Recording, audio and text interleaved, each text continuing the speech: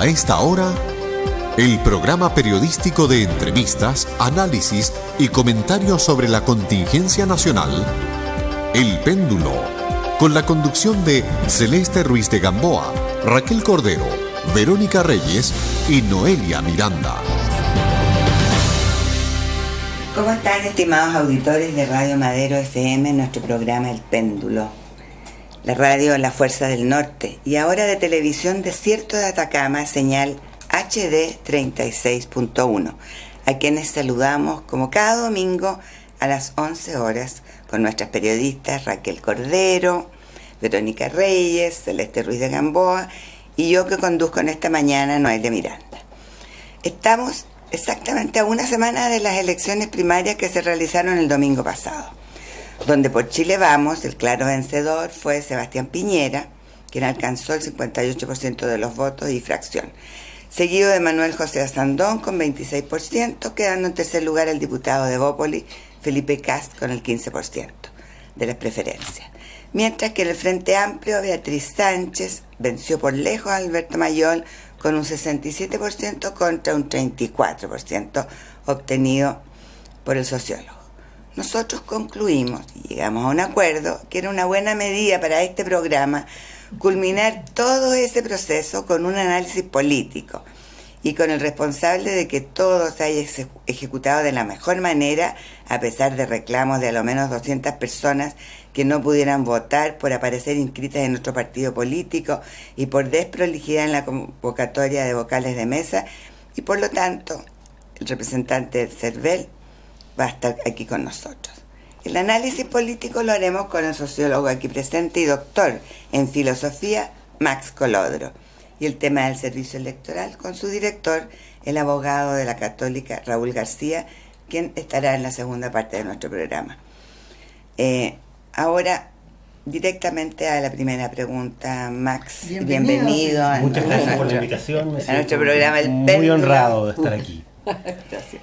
¿Quién ganó? ¿Quién perdió? ¿Cómo se proyectan estas elecciones primarias que tuvimos la semana pasada? Ahora, yo creo que en primer lugar ganó el país porque efectivamente hubo una participación importante en un contexto de mucha desafección y de mucha distancia de la ciudadanía con la política. Yo creo que fue un buen ejercicio lo que observamos el domingo pasado y la sorpresa que de alguna manera tuvimos todos en el sentido de que la participación fue mucho más alta de la que se esperaba. Yo creo que en ese sentido hubo un buen resultado en general. Fue una buena experiencia esta elección primaria. Y para los que participaron. Para los que participaron, efectivamente, fueron unas primarias donde lamentablemente lo que destacó fue la ausencia de la coalición que hoy día gobierna el país, de la nueva mayoría. Yo creo que efectivamente ya hay un cierto consenso al interior de esa propia coalición de que fue un costo político no haber participado, no haber hecho los esfuerzos por llegar a una primaria legal. Y yo creo que los vencedores son, como les digo, la institucionalidad de las primarias que se va reforzando con el tiempo, que se va de alguna manera instalando en el imaginario y en la cultura política, al menos de un sector de la ciudadanía. Y también fue un éxito y un triunfo para las coaliciones que participaron y para los candidatos que obviamente vencieron en cada una de las coaliciones, que son Sebastián Piñera en el caso de Chile Vamos y Beatriz Sánchez en el caso del Frente Amplio. En lo concreto, Max, ¿usted cree que esta elección, esta primaria, da algunas luces de cómo va a ser el comportamiento para la elección definitiva o para la primera vuelta, digamos? ¿O cambia absolutamente el escenario político? ¿O definitivamente estos votos que están ahí en la nada, los de Osandón, los de Katz, que están tratando de conquistárselo por un lado Carolina Goich y por otro lado Piñera, o Guillé también? ¿Cómo es el escenario ahora después de esa elección? A ver, yo creo que efectivamente las primarias marcan un cierto precedente respecto al menos de estados de ánimos que hay en las coaliciones que participan.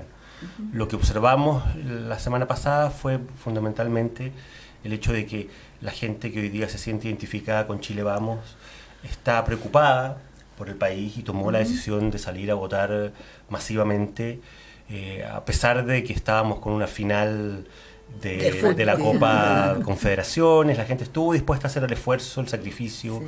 Hubo zonas donde costó efectivamente ejercer el derecho a voto, había que hacer colas, esperar tiempos que en algunos casos no fueron pocos. No, para y por nada. lo tanto, yo creo que lo que reflejó eso es que hay un sector del país que está preocupado de lo que está pasando en Chile. Yo creo que esa señal es una señal que de alguna manera muestra una repolitización de un sector de la sociedad chilena en el contexto de una mayor polarización, de mayores grados de desacuerdo respecto de cuáles deben ser los caminos que el país debe seguir hacia adelante. Y yo creo que en eso es también una señal positiva que un sector que no está de alguna manera tan comprometido haya mostrado un mayor grado de entusiasmo, de compromiso efectivamente con el proceso de las primarias y haya salido a manifestar su opinión política. Max, ¿y qué piensa usted de la postura de Guillé? Porque cuando comenzó, ¿no es cierto?, parecía que iba para arriba y de repente quedó estacionado. ¿Qué pasa con él? A ver, yo creo que Alejandro Guillé está de alguna manera viviendo las consecuencias de ser el representante de una coalición que tiene muchos problemas. O sea, más allá de los atributos personales de Alejandro Guillé, más allá de sus condiciones propias en materia de liderazgo, de posiciones políticas, yo creo que Guillé está de alguna manera teniendo que hacerse cargo de ser el representante de un gobierno que ha tenido niveles de desaprobación muy muy altos durante mucho tiempo y de una coalición que está debilitada, dividida, tensionada internamente, que de hecho una de las expresiones de esa debilidad y de esas tensiones es precisamente el hecho de que hoy día llevan 2 candidatos a la presidencia por primera vez en 27 años. Yo creo que Guillé inevitablemente está pagando los costos de un gobierno con muy alta desaprobación y de una coalición que está viviendo momentos de tensión muy complejos. Pero Max, ¿existiría la posibilidad que surgiera otro candidato? Yo a estas alturas lo veo difícil. Creo que, por lo que uno observa, al menos públicamente, la decisión de Carolina Goich de mantenerse en la carrera presidencial se ve bastante sólida, a pesar de los magros resultados en las encuestas. Fíjese usted que están diciendo de nuevo que hay que rehacer la campaña, hay que rehacer el programa, hay que rehacer la manera de buscar los votos. Que están criticando que Guillén no tendría para qué haberse peleado con los notarios, por ejemplo, que esa era labor de Letelier. Y Letelier como que tampoco ha asumido juntar la cantidad de votos, la cantidad de firmas que necesita para poder inscribirse.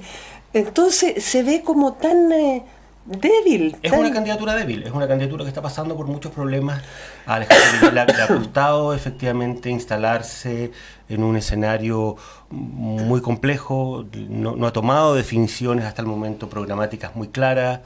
Él partió diciendo que él de alguna manera era crítico de las reformas que el gobierno llevaba adelante, de que había que rectificar muchas de esas reformas y hoy día más bien está respaldándolas. Por eso le digo yo, ¿no sería posible que surgiera otra persona? A ver, en un escenario tan complejo como el que estamos viviendo, siempre es posible. De hecho, ha habido... Falta un mes. Velasco, claro, ha habido rumores. El mismo día de ayer, sin ir más lejos, en la segunda apareció efectivamente la posibilidad de que se reinstalara liderazgos como el de Ricardo Lagos, claro, o como el de José Miguel Insulza. Usted pertenecía al Partido Socialista y el Partido Socialista hizo una maniobra tan extraña. Por un lado, dejando aparte a Lago y apoyando a Guillé. Y por el otro lado, con toda esta historia de las platas y las inversiones, ¿cómo ve usted ¿va a haber un apoyo real a Guillé o esto podría terminar por otro camino? Yo creo que hay un apoyo real. Creo que efectivamente Alejandro Guillé en las encuestas sigue siendo la opción que tiene más probabilidades de pasar a segunda vuelta, a pesar de todas las debilidades. El 50% de las firmas para inscribirlo. Pero, a ver, yo no creo que haya al final grandes dificultades en juntar las firmas y creo que en el escenario de hoy, a una semana de las primarias, el escenario lo que muestra es que efectivamente el candidato que tiene más probabilidades de competir con Sebastián Piñera en una eventual segunda vuelta sigue siendo Alejandro Guillé. Max, yo le preguntaba al comienzo, en mi primera pregunta, de los ganadores, los perdedores y cómo se ve para adelante. Pero hay un elemento también que ocurrió y que quedó bien de manifiesto ese día, y que fue la participación del gobierno. ¿Qué obligación tenía el gobierno de haber promovido las primarias? Porque era un poco engorroso. De repente habían 2 o 3 votos, no se sabía por quién votar. Yo tengo cerca de personas que son bien informadas y pensaban, bueno, cualquiera puede ir a votar y en cualquier parte. No, claro. Entonces había una confusión. El gobierno no habría estado obligado a hacer una campaña de lo que era. Obviamente que el gobierno no participó en esto, por eso que no le interesó mucho, ¿no? A ver, ¿Cómo lo ve usted? La ley lo que establece es que al que le corresponde hacer propaganda electoral y dar a conocer de alguna manera cómo se lleva adelante el proceso es el CERVEL. La obligación legal la tiene efectivamente el servicio electoral. Es ellos son los que deben dar a conocer la información, entregar los antecedentes para que la población esté debidamente informada. Ahora, el gobierno efectivamente también no se jugó por estas primarias por una razón que de alguna manera ustedes están anticipando. La coalición de gobierno no participaba en estas primarias y de alguna manera el gobierno no tenía mucho interés en que se expresara un contingente importante de ciudadanos participando en ellas, porque de alguna manera era una señal política de que las coaliciones que de alguna manera compiten con la nueva mayoría estaban teniendo capacidad de convocar y de llevar gente efectivamente a participar de este proceso. Ahora, yo creo que en general el gobierno siempre debe tratar de promover y de incentivar la participación de la gente.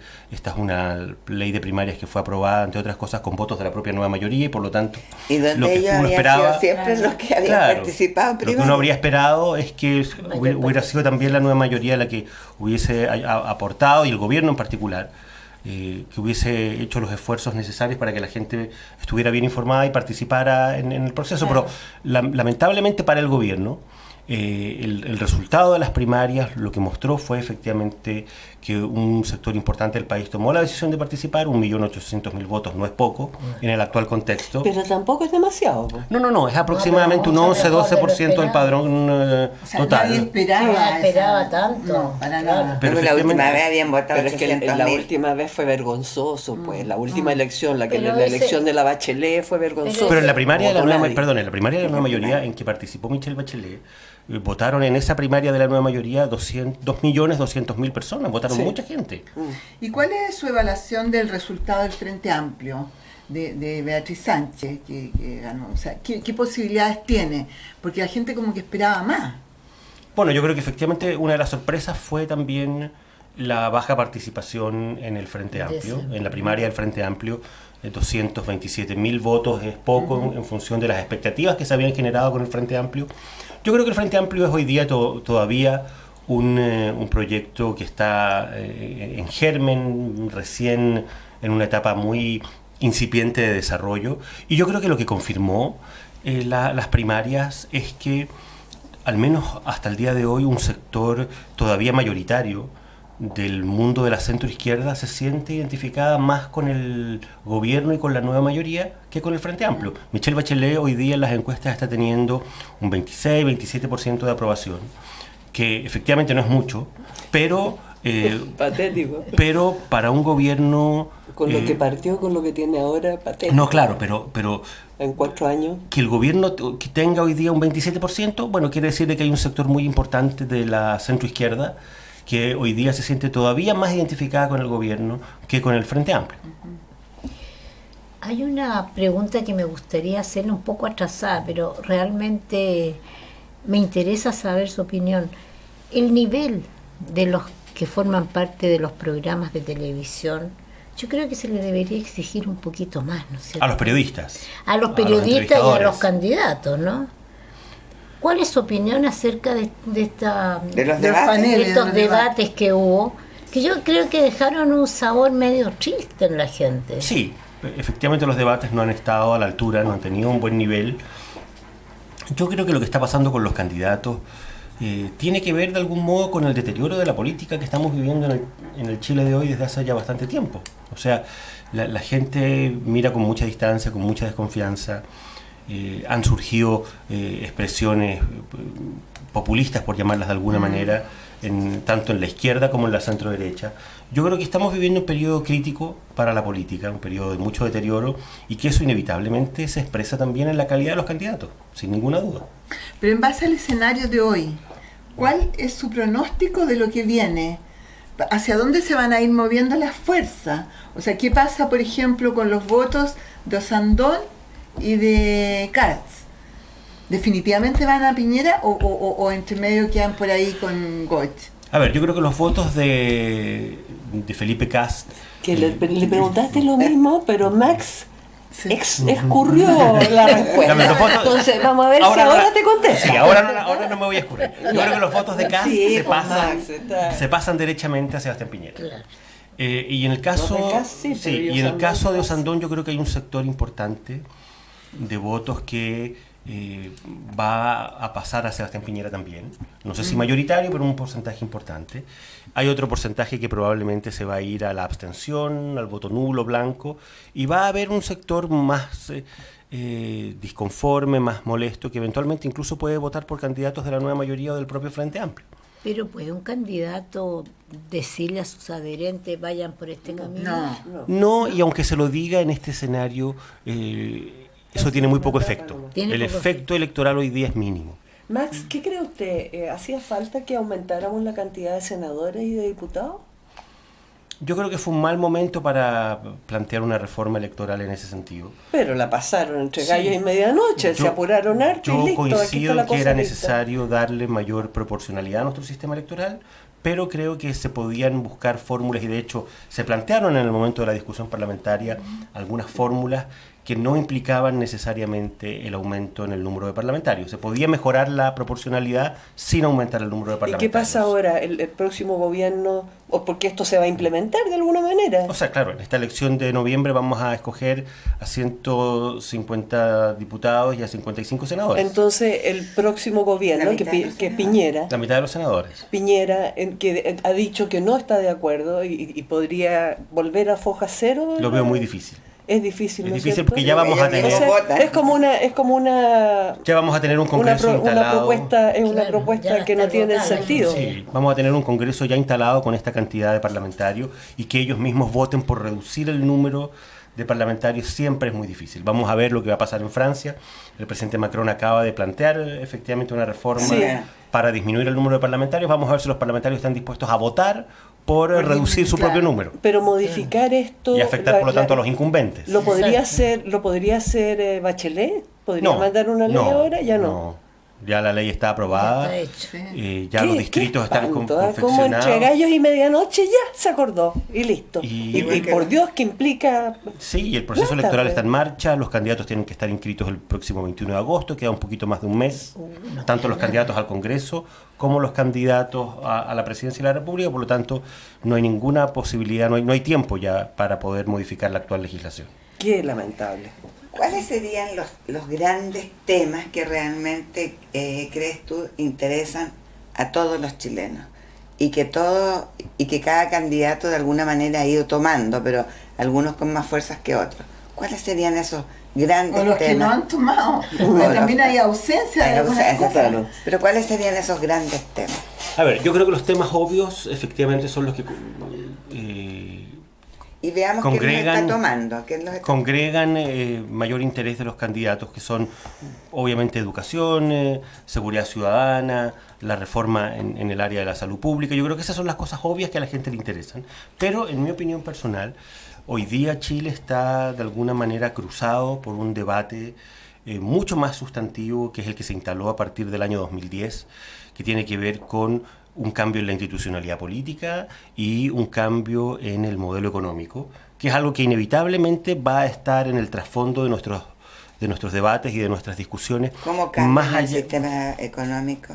Bueno, Una reforma. en el cambio, Sí, pero ¿qué reforma? en el cambio constitucional, de alguna manera lo que está planteado como el eje central de esa discusión es precisamente el término del Estado subsidiario.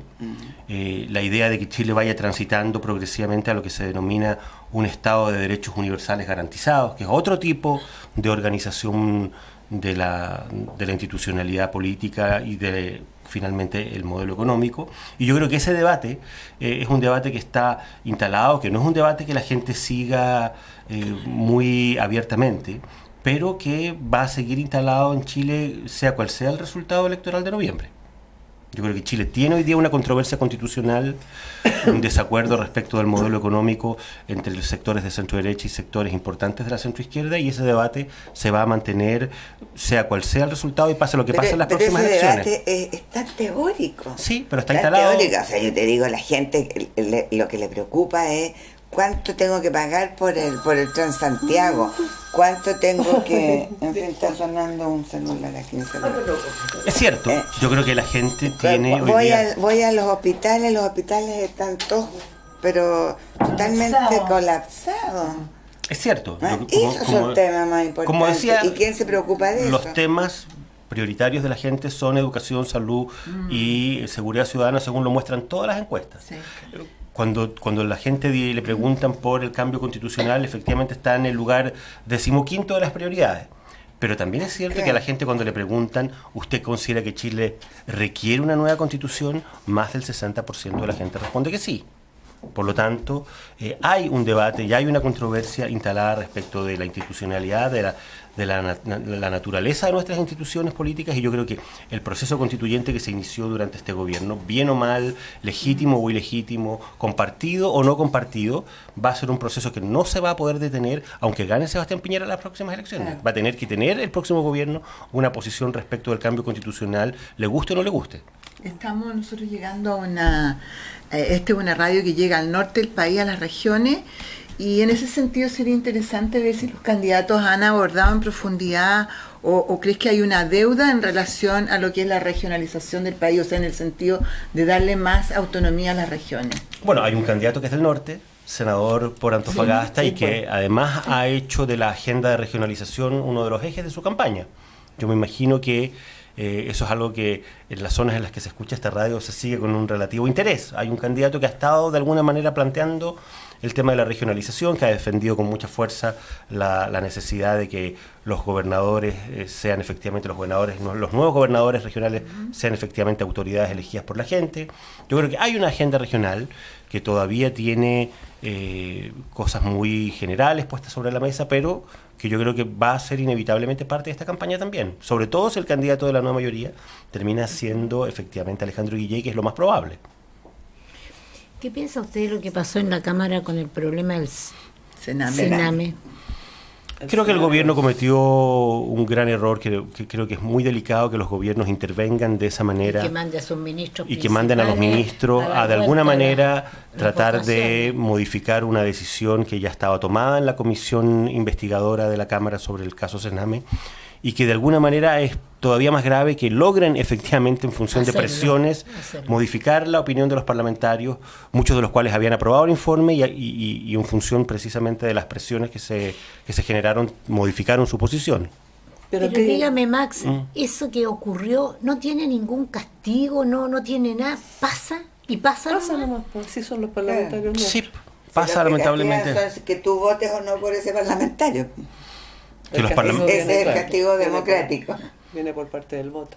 Ahora, yo creo que el gobierno apostó a que era políticamente más complicado que se aprobara este informe, pero no se imaginó que se iba a generar una controversia pública tan grande, y yo creo que está pagando ya costos muy altos por la manera como quedó instalado en la opinión pública y en la retina de la gente la idea de que finalmente este informe se rechazó por presiones del gobierno, y que las presiones del gobierno apuntaban a defender a una autoridad política en definitiva, a la exministra Javiera Blanco. Claro. Pero da pena ver cómo el gobierno está como totalmente desintonizado con lo que piensa la gente y con lo que está viviendo la gente.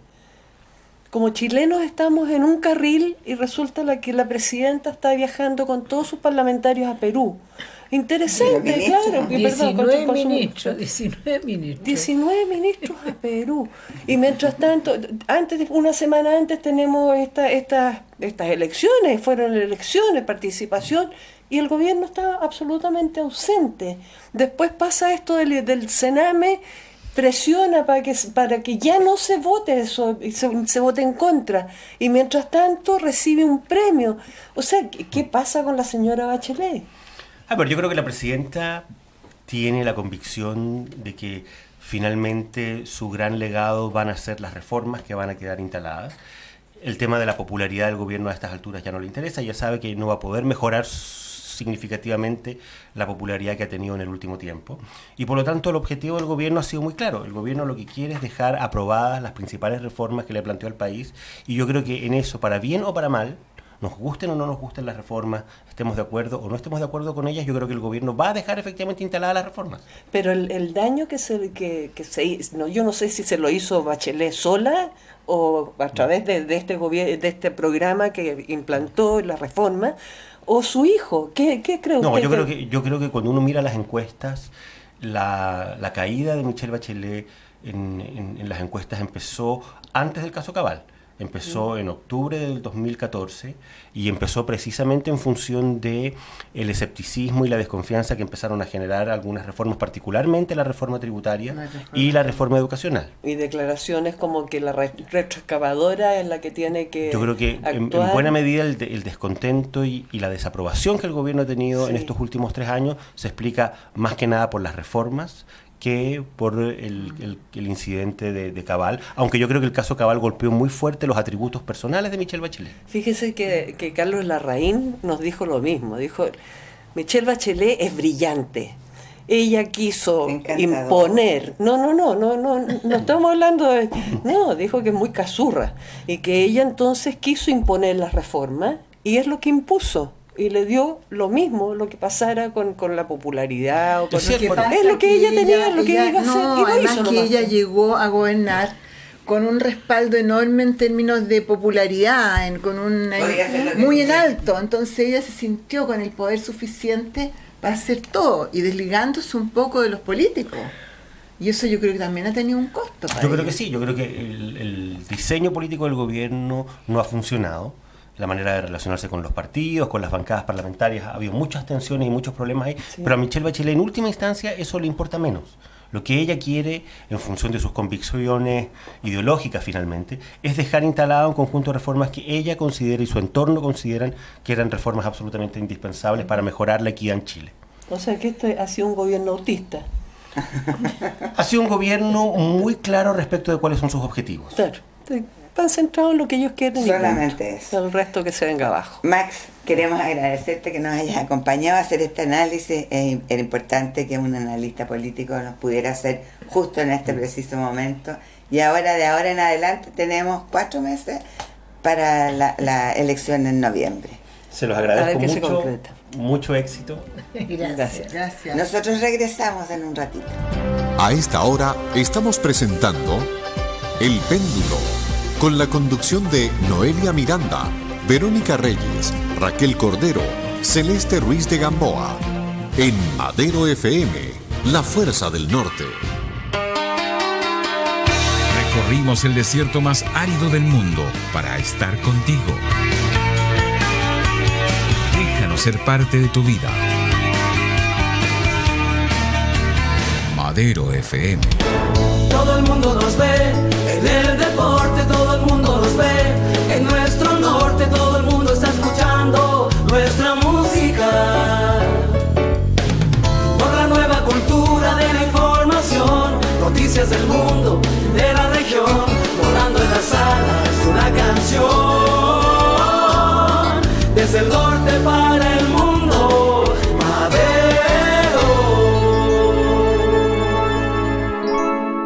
¿Buscando un depart? ¿Y no te alcanza el Financiam? No te quedes con tus planes inconclusos. En Antofagasta, tener un departamento Almagro es posible. Aprovecha hasta un 90% de financiamiento al comprar un Almagro en Antofagasta y vive a otro nivel. En Antofagasta, decidir cambiarse a un Almagro ahora es más fácil y conveniente. Cámbiate hoy. Este es el momento de vivir a otro nivel con un financiamiento a otro nivel. Almagro. Vivir superior. Verifica, revisa y consulta condiciones en almagro.cl/90%. La Fuerza del Norte en Caldera y Bahía Inglesa 104.1. Madero FM.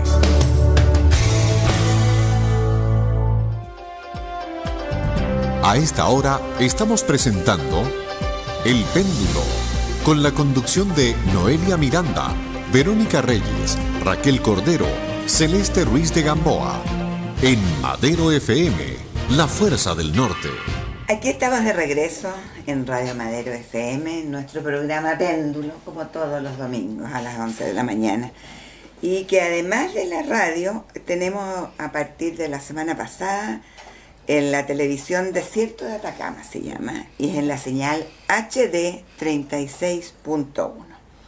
La primera parte estuvimos con Max Colodro en el análisis político, y la segunda parte, como para completar lo que fue hace una semana las elecciones primarias, decidimos nosotros invitar al director del CERVEL, don Raúl García, que no ocupa el cargo desde enero de este año, y que hay una serie de preguntas dando vueltas. Él venía, Noelia, tan contento y ha sido tan amoroso y nos ha tratado pero también, pero ahora vamos a ver en la que se metió. A ver si nos encuentro tan encantadora. Claro, ya dejamos ser encantadora.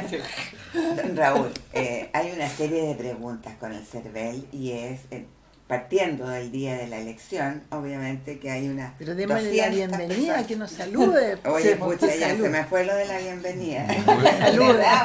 Muy buenos días a todas y muchas gracias por invitarnos a su programa y asegurarles que cualquiera que sea la experiencia que aquí tenga, voy a salir igualmente encantado con la belleza de la anfitriona. Ya, bueno, ahí nos está dejando. Ahí hay puntos a favor. Bueno, pero yo quiero retomar el tema de estas 200 personas que fueron a votar y no pudieron porque estaban mal inscritas. Ese es un tema.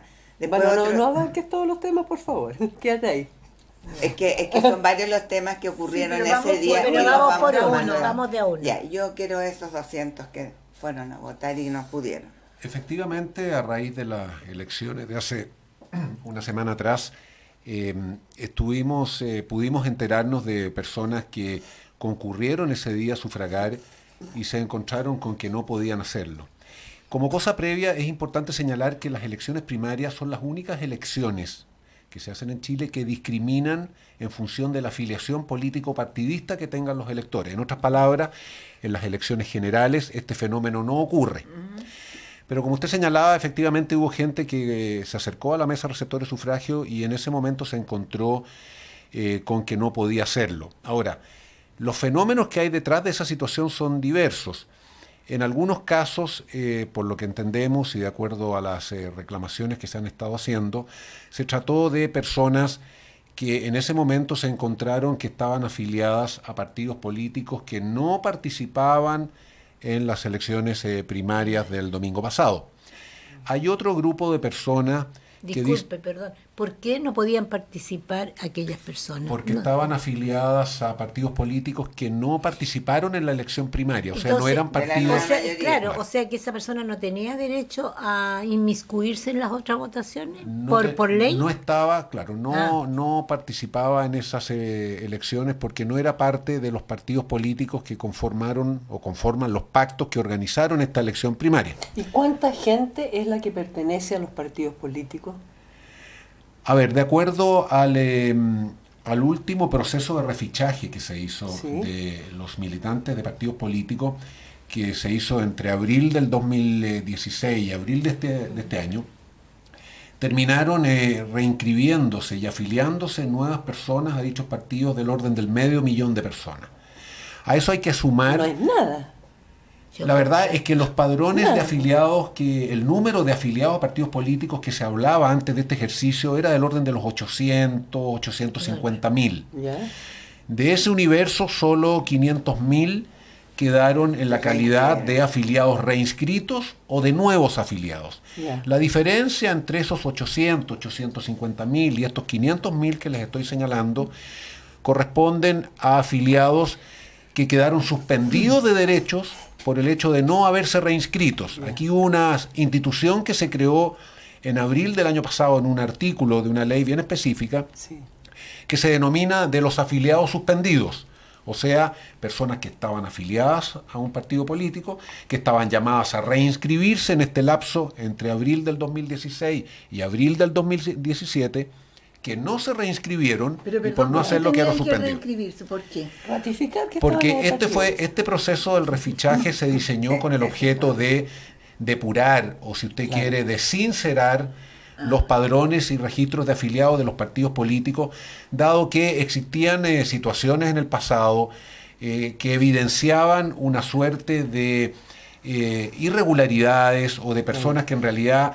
habían señalado que no se habían afiliado a partidos políticos y que aparecían en ellos. Pero el que no se reinscribió, le faltaba una partecita que era ir al CERVEL y decir que quería anularse de ese partido. El que no se reinscribió, lo que debió haber hecho es haber renunciado al partido para haber adquirido la calidad de independiente. Claro. Pero ¿no le parece a usted que en todo este proceso, tanto en las 200 personas que no pudieron votar, que de acuerdo a lo que usted está señalando, hubo algunas que no podían votar porque definitivamente la ley no se los permitía, que eran aquellas que no se reinscribían? Ya. Pero definitivamente, ¿no le parece a usted que en general hubo muy poca información? Que los votantes no supieron esto mismo. Mucha gente no sabía de este proceso de reinscripción. A ver, ¿A quién le correspondía informar? Efectivamente, al abogado de la familia. En materia de Ni los abogados difusión, de sabían. información y de comunicaciones, siempre se puede y es recomendable hacer más. Y en eso el servicio electoral tiene... ¿Por qué no se gastó unas lucas en eso, pues? No, sí, a ver, se hizo difusión, se informó a la ciudadanía. Lo que ocurre es que a veces también la ciudadanía se viene a preocupar de estos temas Cuando en está el último votando. minuto. Claro. Antes de eso no está dentro de sus prioridades y se encuentran con la realidad de su situación electoral en la fila de la mesa receptora de sufragio. Se hizo bastante publicidad, se comunicó bastante toda esta situación, pero pudo haberse hecho más, por cierto. ¿El gobierno también tendría que haber hecho algo? La verdad es que nosotros no, Ellos son el gobierno para esto. nosotros no opinamos de lo que haya O sea, hecho. ustedes o no nomás hecho. tendrían que haber hecho. Todos están llamados a informar con el objeto de que haya los partidos los políticos. partidos políticos, Claro. el servicio electoral, etcétera. Ahora, aquí también lo que nosotros vamos a implementar con el objeto de que la gente pueda tener un acceso más fácil a sus antecedentes electorales es disponibilizar en nuestro sitio web una serie de datos y de información Eso, pues, que a la gente le va a ¿cierto? interesar conocer previo sobre todo a los actos o eventos eleccionarios que vayan a ocurrir en el futuro. Pero si uno entraba al CERVEL, ponía su carnet y le salían todos los datos, era lo más Le salía fácil. donde Pero el día, Claro, lo todo. cierto Pero no si es, estaba lo inscrito, cierto es que reinscrita, con o- información, sin información, pero la gente llegó ese día a votar, dentro de las personas que me incluyo, y nos encontramos con varias sorpresas.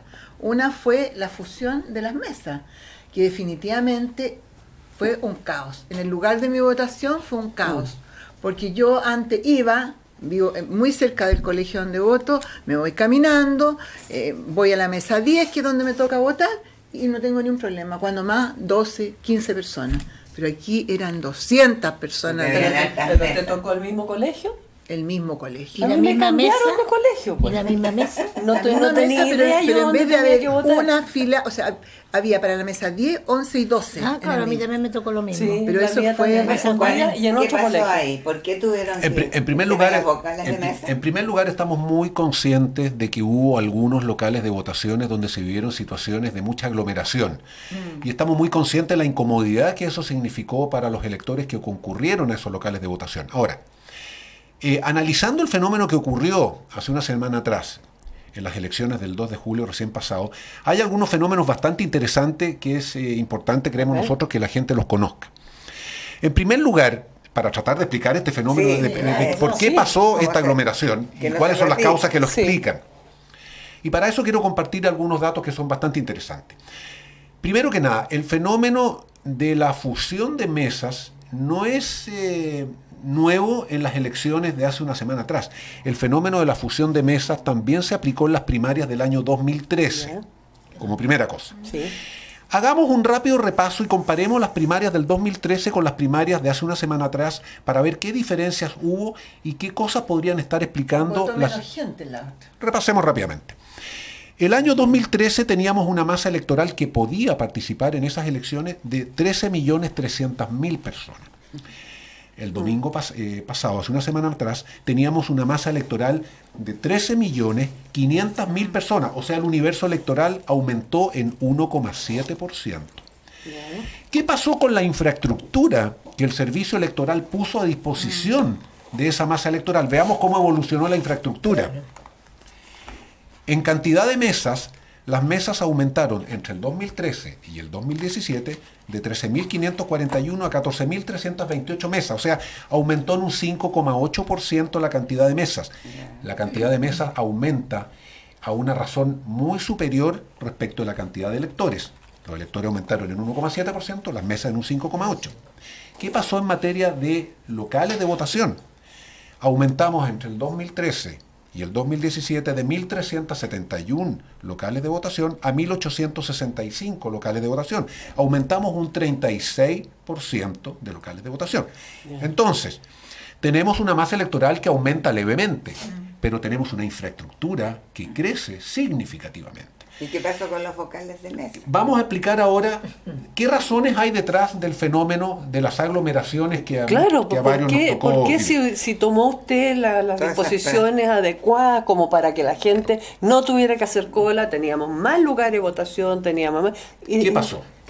Vamos a analizar qué pasó. Hubo 3 fenómenos que ocurrieron el día domingo 2 de julio que impactaron y afectaron a estos locales de votación, preferentemente de lo que se denomina el sector oriente de Santiago, sin perjuicio que haya habido en otras regiones y en otras ciudades también, pero se concentraron fundamentalmente en esas locales de votaciones de Santiago. Juan Fernández no se constituyó, ¿no? Primero que nada, en primer lugar hay que entender que todo lo que es el diseño de un acto electoral está pensado en una mesa receptora de sufragio que funciona durante 10 horas, desde las 8 de la mañana hasta las 18 horas o 6 de la tarde. Sí. Todo el sistema está diseñado para que durante esas 10 horas la cantidad de electores de esa mesa concurran a votar de manera más o menos homogénea durante todo ese lapso de 10 horas. ¿Qué pasó el domingo pasado? Que la gran mayoría de los electores de las mesas de esos locales afectados concurrieron a votar solo en un par de horas. ¿Por qué eso? Porque había un evento deportivo que era la final de fútbol de la Copa Confederaciones. Segundo elemento que explica, o fenómeno que explica lo que pudimos apreciar en esos locales de votaciones y respecto a los cuales el servicio electoral está tomando nota para tomar las medidas y evitar que ocurra en el futuro. La superficie que se utilizó de los locales de votaciones para desplegar las mesas receptoras de sufragio fue menor. No se ocuparon los locales de votación en toda su superficie. Se redujo la superficie.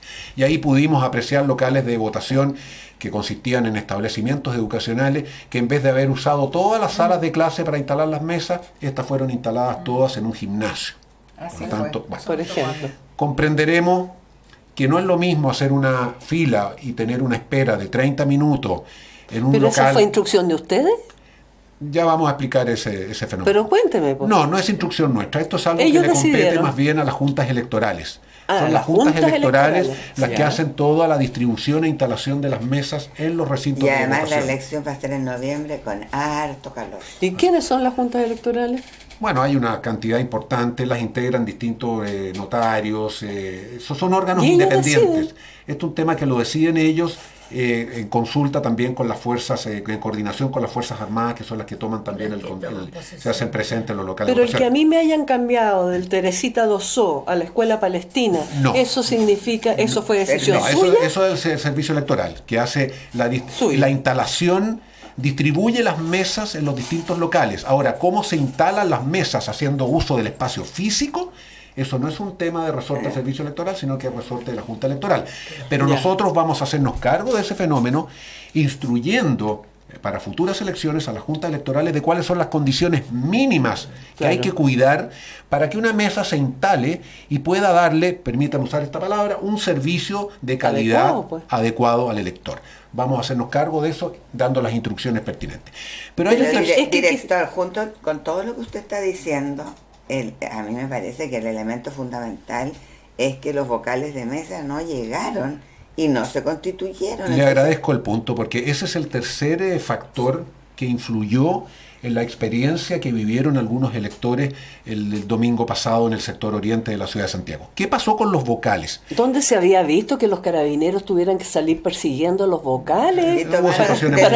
Detuvieron a para mucha traerlos gente. de vuelta a las mesas para que se hicieran cargo. Situaciones bien insólitas. Sí. Pero yo no lo había escuchado nunca. ¿Qué pasó en materia de vocales? Comparemos de nuevo las primarias del Además, 2013 tonto. con las primarias del domingo pasado. El 2013 hubo un promedio de vocales por mesa de 4,53 vocales por mesa.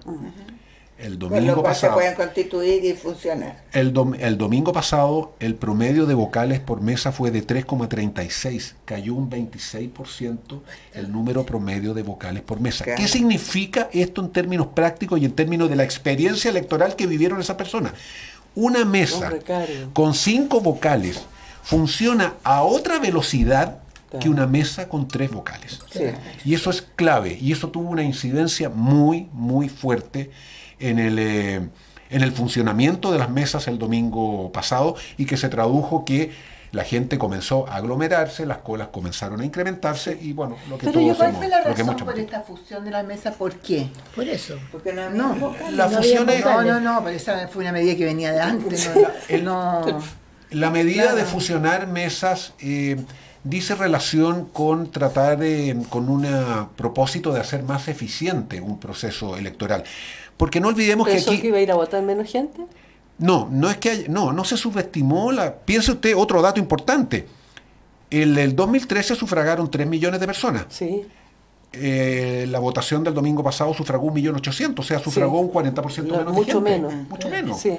Si eso nos confirma que los fenómenos que explicaron esas aglomeraciones dicen relación con un partido de fútbol, dicen relación con una menor superficie utilizada para la instalación de mesa, y dicen relación con menor cantidad de promedio de vocales por mesa. Pero ¿no piensa usted que a estas alturas, que todos se comunican por WhatsApp, que usted en Google descubre las cosas más insólitas, hay respuestas para todo, ¿no cree usted que se podría votar de manera electrónica, que se podría utilizar toda la tecnología para que no tengamos que hacer el loco como lo estamos haciendo? pues? Absolutamente. Creo que ha llegado el momento ya de plantearnos seriamente la posibilidad de que se le introduzca más tecnología a los actos ¿Y usted ha electorales. pedido, Lucas, para hacer esto o no? Es que no es solamente un problema de recursos, aquí tiene que haber modificaciones muy importantes de ley, porque el sistema, el acto eleccionario en Chile está normado por ley hasta el Sí. detalle de los lápices que se usan. Sí. Sí. Entonces, comprenderemos que para Cambia, poder hacer hacer un un cambio. cambio que vaya de una votación en papel, como es hoy en día, con concurrencia personal a las mesas Sí. receptoras de sufragio, a una votación electrónica, hay que hacer cambios legislativos bastante importantes. Fíjese, usted va al doctor y pone el dedo y con eso ya está todo listo, todo pagado y la tarjeta pronto al otro lado. Como el reflejo mismo. A mí de la democracia. Claro. A mí también me encanta. Pero es que quizás la gente votaría más si pudiera hacerlo desde la comodidad de su casa. Y hay cualquier cantidad de situaciones duda de que sí. minusválidos que les obvio que cuesta sería mucho. mucho más fácil hacerlo. Ahora, en materia de incorporación de tecnología en un acto electoral hay que distinguir 12 situaciones distintas. Una es el voto electrónico, que consiste en concurrir a un lugar, Sí. pero que en vez de enfrentarnos a una mesa receptora de sufragio integrada Oh, por 5 o 3 el dedo, vocales, no, pues. nos Tal como lo enfrentamos veo yo. a una tecnología, una especie, Claro. algo parecido a un cajero automático, Claro. e interactuamos con él. Pero una situación distinta es la de poder votar desde la casa, porque eso ya es un voto, aparte de Como lo ser hacen los electrónico, norteamericanos. es un voto que supone el despliegue de Internet, que tiene Sí. otros desafíos también. Nosotros están las dos alternativas. Paso a paso Están las hay dos. que ir. Tienen No, beneficios yo creo y que riesgos. usted tiene que pensar en grande y usted tiene que pensar en futuro. O sea, vamos a tener elecciones ahora a fin de año, pero después, si Dios Va a ser la quiere, misma, las próximas elecciones va a ser dentro de 4 años. Entonces usted tiene que estar aplicando la tecnología Por supuesto. pensando mucho más El allá. servicio electoral se va a sumar con el mayor de los gustos y con todo su profesionalismo a cualquier iniciativa de índole, ya sea parlamentaria o la que fuere, con el objeto de evaluar y ¿Y implementar usted un no voto puede hacer algún tipo de campaña, hablar con los parlamentarios, pedir que se modifique? Por supuesto, Hacerlo- nosotros podemos hacer ver nuestras opiniones técnicas en Sí. cuanto a los beneficios, bondades, etcétera, que puede tener un sistema de votación Don electrónico, Raúl, como estamos comentando. al cabo de una semana, no sé si ya pueden tener algunos antecedentes, pero ¿saben ustedes qué cantidad de gente joven votó y qué cantidad de gente mayor y dónde se votó más que en otras partes? O sea, algunos antecedentes que pudiéramos tener. No todavía, porque las urnas no han sido abiertas aún, están a disposición del Tribunal Calificador de Elecciones, y solo una vez que podamos recibamos de vuelta todo ese material, comenzaremos nosotros a hacer los análisis estadísticos que son muy interesantes. ¿Qué evaluación hacen de la votación en el extranjero? A ver, como primera cosa, fue un hito en nuestra historia electoral la participación de chilenos residentes en el exterior, por lo tanto para nosotros fue motivo de mucha satisfacción poder organizar las elecciones en el exterior. La verdad de las cosas es que hubo un universo de 21.000 y tantas personas que se inscribieron o que hicieron sus cambios de domicilio electoral para participar en las elecciones primarias recién pasadas. Es un número, si uno lo compara con los números estimativos del universo total de chilenos habilitados para sufragar en el extranjero, que hablaban del orden de los 500.000 o 400 y tantos mil, es un número bastante bajo el que terminó inscribiéndose para participar de esta fiesta electoral. Pero de los que se inscribieron tampoco fueron a votar. Votó el 30%, efectivamente. La nada misma. Nos La nada misma, no es llamó significativo. un poco la atención que... Pero a ver, desde el punto de vista de lo que es participación, nos hubiese gustado más, sin duda. Desde lo que es el punto de vista de la organización, quedamos muy conformes porque fue un proceso que involucró 55 países, más de 100 locales de votación, con un sistema de transmisión de resultados que funcionó perfecto. Desde esa perspectiva quedamos tranquilos. Mucha cosa, mucha faramaya para tan poco resultado, ¿no es cierto? Hubo poca mucho participación. ruido, pocas Sí, nueces. sí. Mejor habría sido preocuparse más de cómo se está votando en Chile, en Chile mismo. Hay un caso, y que es el personal. Yo me cambié mucho antes de la votación porque estaba inscrita para votar en la playa. Entonces me cambié para Santiago. ¿En qué parte? En Puchuncaví. Ah. Estaba en Puchuncaví inscrita y me quise cambiar a lo que habitualmente tenía aquí en Santiago, en Las Condes. Y resulta que no pude votar porque me dijeron que no estaba a tiempo. Yo lo hice en junio. Me dijeron que tendría que haber hecho el cambio en mayo.